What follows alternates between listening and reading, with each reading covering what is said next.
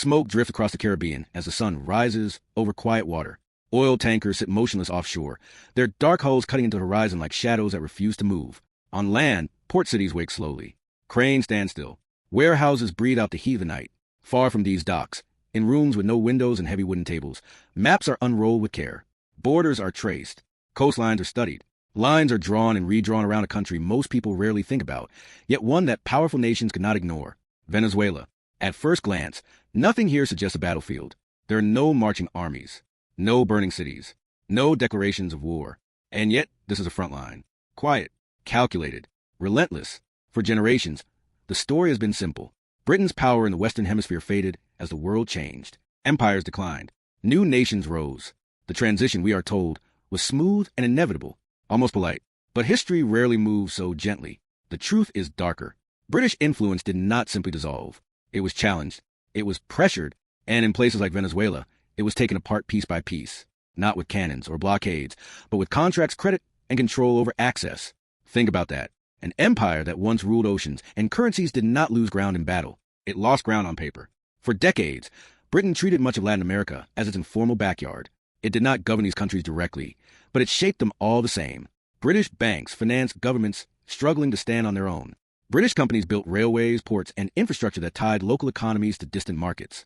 British merchants moved freely through harbors heavy with coffee, rubber, and oil. The influence was subtle but deep. London did not need flags on foreign soil. It had leverage. Debt flowed one way. Interest flowed back. And with that flow came power. Venezuela was especially important. Rich in resources, politically unstable, and strategically placed between the Caribbean and South America, it sat at the crossroads of trade and ambition. Whoever shaped Venezuela's economy shaped the region around it. British financiers understood this early. They underwrote loans when few others would.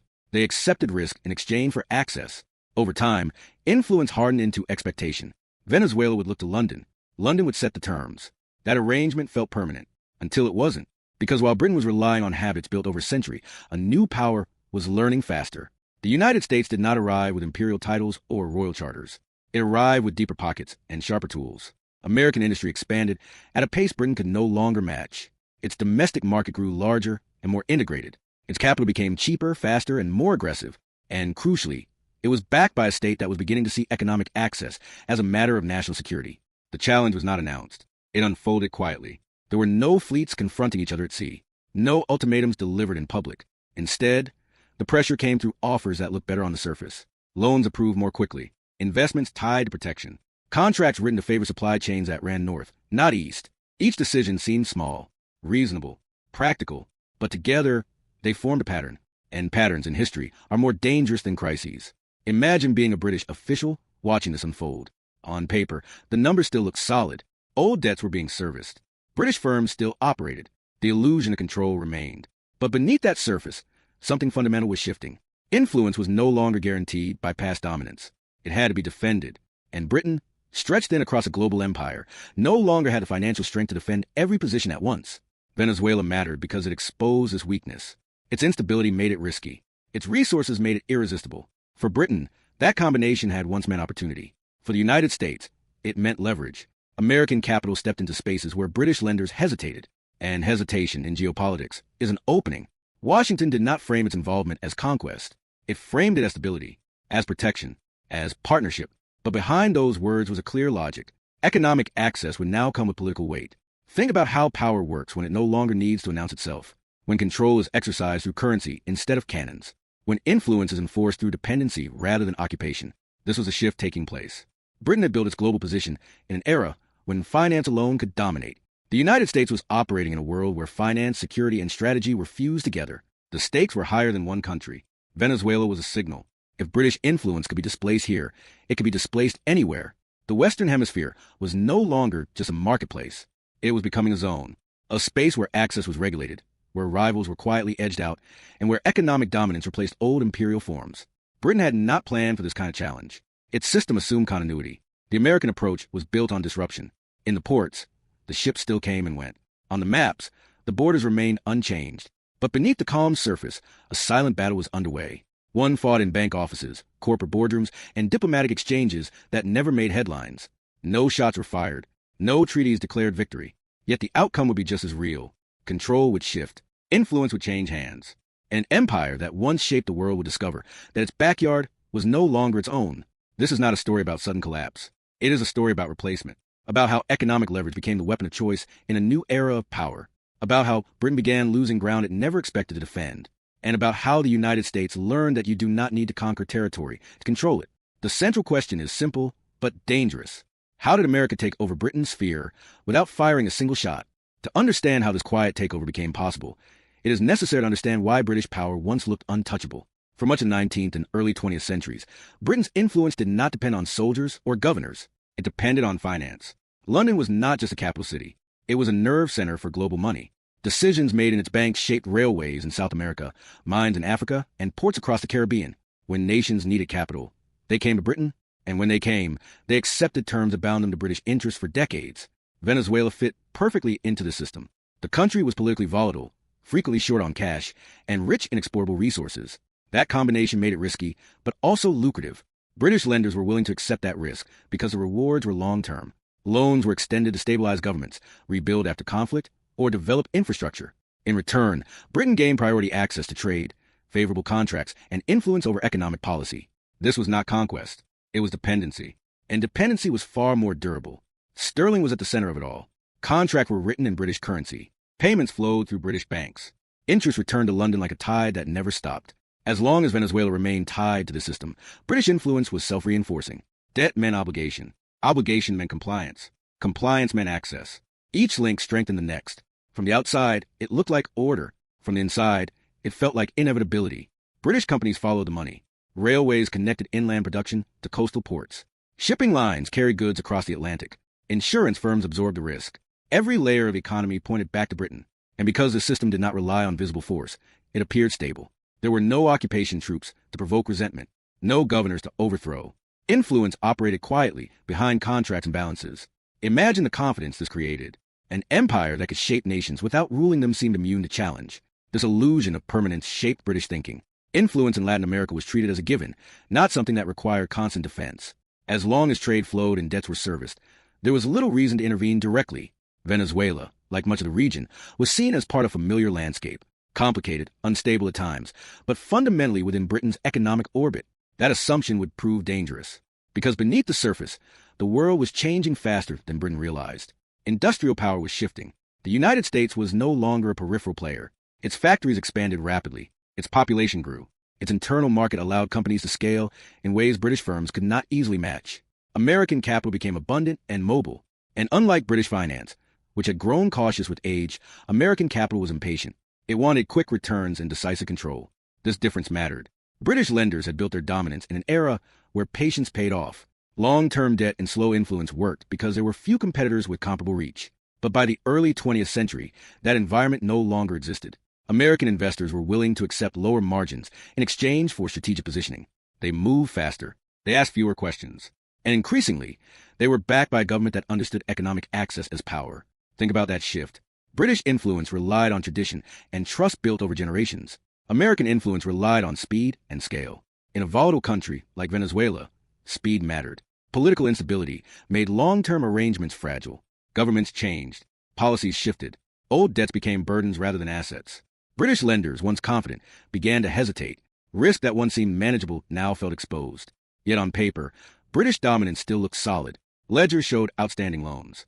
Maps showed British-built infrastructure. Trade statistics reflected ongoing exchange. This is how declining power often hides. It does not disappear overnight. It lingers in data, in habit, in expectation. British officials and financiers believed the system would correct itself, that Venezuela would remain tied to London because it always had been. But history does not reward complacency.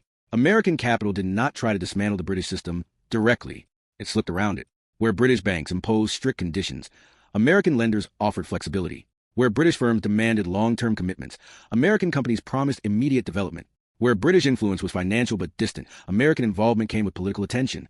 The difference was subtle but decisive. The illusion of British control depended on a belief that finance alone was enough, that access to money guaranteed access to markets, that debt guaranteed loyalty. These assumptions had worked for decades, but they relied on one condition: the absence of a rival with equal or greater resources. Once that condition vanished, the system began to strain. Venezuela became the place where these old assumptions collided with a new reality. Its leaders were not loyal to London out of sentiment. They were loyal out of necessity. When alternatives appeared, loyalty weakened. Economic influence, it turned out, was not permanent. It had to be renewed, reinforced, and defended. Britain had grown accustomed to a world where renewal happened automatically. Imagine standing in London, reviewing reports that still show British involvement across Latin America, while subtle changes went unnoticed. Contract shifting currency terms. New investors entering sectors once dominated by British firms. Diplomatic language changing tone. None of it dramatic enough to trigger alarm. Yet together, it marked a transition already underway. Power that looks permanent often rests on habit rather than strength. Britain's informal empire in the Western Hemisphere was built on habits formed in a different era. The United States was operating without those habits. It was free to redefine the rules. And Venezuela, unstable and resource-rich, became the testing ground where Britain's confidence met America's ambition. By the time the illusion began to crack, British influence still looked impressive from a distance. But closer inspection revealed stress fractures. The system that once felt unbreakable was no longer adapting. And in geopolitics, systems that stop adapting do not collapse immediately. They are replaced. Quietly, efficiently, one decision at a time. The unraveling did not begin with panic. It began with caution. Venezuelan politics had always been unstable, but instability feels different when money tightens. Governments change faster than repayment schedules. Policies shifted without warning. Old guarantees suddenly looked fragile. British lenders, once comfortable with long-term exposure, began to hesitate. Loans that would have been approved a generation earlier were delayed, restructured, or quietly declined. This was not retreat. It was prudence. But in geopolitics, prudence can look like weakness. That hesitation created space. And space, in a competitive system, never stays empty for long. American capital moved in with a different mindset. Where British banks saw uncertainty, American investors saw leverage. They understood that instability created bargaining power. Faster approvals, flexible terms, and immediate investment offered Venezuelan leaders something Britain no longer could: speed. And speed mattered in a country where governments needed results now, not promises tied to distant futures. This shift was not ideological. It was mechanical. British finance had been built for endurance. American finance was built for momentum. Loans were structured differently. Conditions were tied to access rather than patience. Repayment schedules favored control over time rather than stability over decades. Each contract pulled Venezuela slightly closer to a new center of gravity, not because it wanted to change allegiance, but because it needed to function. Oil accelerated everything. As energy replaced older commodities as the foundation of modern power, control over production became control over the future.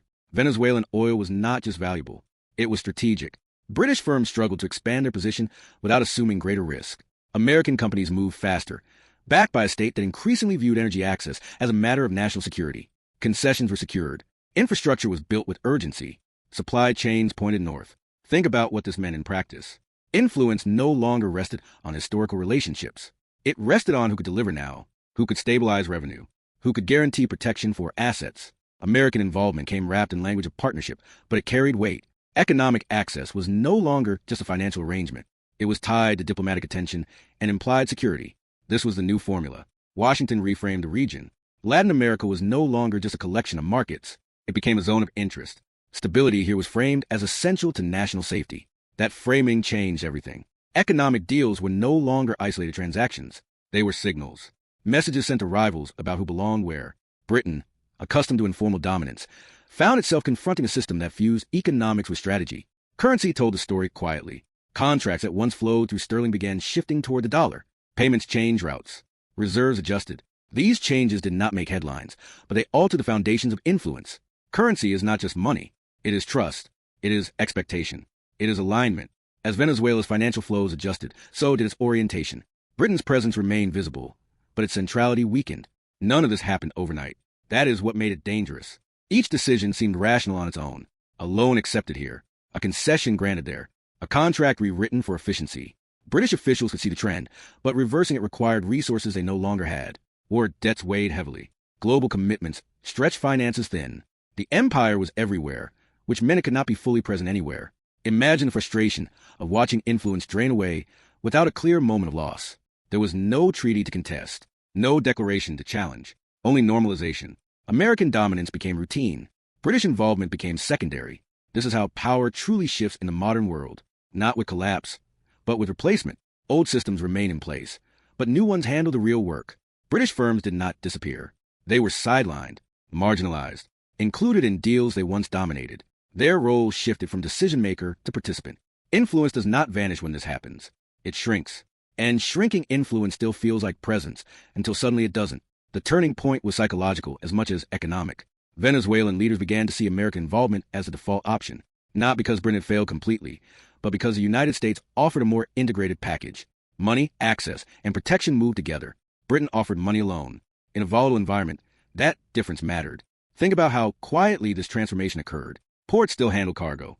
Offices still processed paperwork. Flags still flew where they always had. Yet the real decisions were now being shaped elsewhere. Britain was reacting. The United States was setting terms. And once that balance shifts, it rarely shifts back. Global overstretch magnified the problem. Britain's resources were tied up across continents. Every decision required trade-offs. Defending influence in Venezuela meant diverting attention from somewhere else. The United States did not face that dilemma. Its focus was regional. Its resources were concentrated. Its strategy was coherent.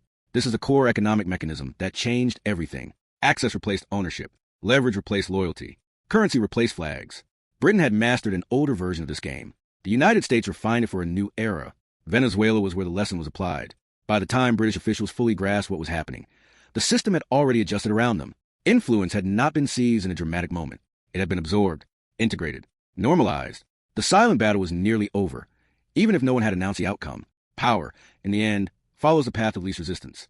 Venezuela followed the path that offered stability, speed, and protection. Britain could no longer provide all three. The United States could. And that difference, multiplied across years and contracts, reshaped the balance of power without a single shot being fired. By the time the shift became impossible to ignore, it was already complete. Venezuela's economic orbit had moved, not with ceremony, but with routine. British banks were still present, still active, but no longer central. Their role had narrowed. American institutions now shaped the major flows. American companies set the pace. American priorities defined what stability meant. When decisions were made about resources, access, and protection, they were no longer routed through London. They passed through Washington. Quietly, consistently. This was not defeat in the traditional sense. Britain did not lose a colony. There was no flag lowered, no formal withdrawal. Instead, it lost relevance. Influence that once came automatically now required negotiation. Positions that once felt secure now depended on American approval. This is the most dangerous kind of loss for an empire, because it is easy to deny while it is happening. Britain still appeared present, but presence without control is a shadow. The consequences reached far beyond Venezuela. What unfolded here signaled a new order in the Western Hemisphere. Economic dominance, not territorial rule, became the primary tool of power. Markets were no longer neutral spaces. They were instruments. Access could be granted or restricted. Capital could stabilize governments or suffocate them. The United States demonstrated that influence could be enforced through systems rather than symbols. Think about that shift. For centuries, power announced itself through conquest. Borders moved. Flags followed. In this new model, borders stayed the same, but authority moved underneath them. The United States did not need to govern Venezuela. It needed to shape the conditions under which Venezuela operated. Once those conditions aligned northward, the outcome was inevitable. Britain understood this too late. Its imperial instincts were formed in a world where influence flowed from finance alone. But finance had changed. It was no longer enough to lend money and wait. The new era demanded integration. Economic power had to move alongside political will and security guarantees. Britain, weakened by global obligations and financial strain, could not offer that package. The United States could. This pattern would repeat itself elsewhere. Venezuela was not an exception. It was a prototype. The tools refined here, strategic lending, currency alignment, corporate expansion backed by state interest, will become standard practice, not just in Latin America, but across the world. Empires no longer needed to occupy territory to control outcomes. They needed to control access. For Britain, the lesson was brutal. Informal empire was fragile in a competitive environment. It relied on trust, habit, and the absence of rivals. Once a rival appeared with greater resources and fewer constraints, tradition offered no protection. The British system did not collapse. It was edged aside, loan by loan, contract by contract, decision by decision. Imagine how this felt from London. Reports arrived showing declining influence, but no clear moment to reverse course. Every response carried trade-offs. Defending one position meant abandoning another. The empire was too large, its resources too stretched. The United States, by contrast, was focused. The Western Hemisphere mattered more than distant possessions. Concentration became an advantage. Venezuela's transformation was therefore not just about oil or money. It was about attention, about who was willing to commit fully to shaping outcomes. Britain had commitments everywhere. The United States chose this region as a priority. In geopolitics, priority often decides everything. The aftermath reshaped how power was understood.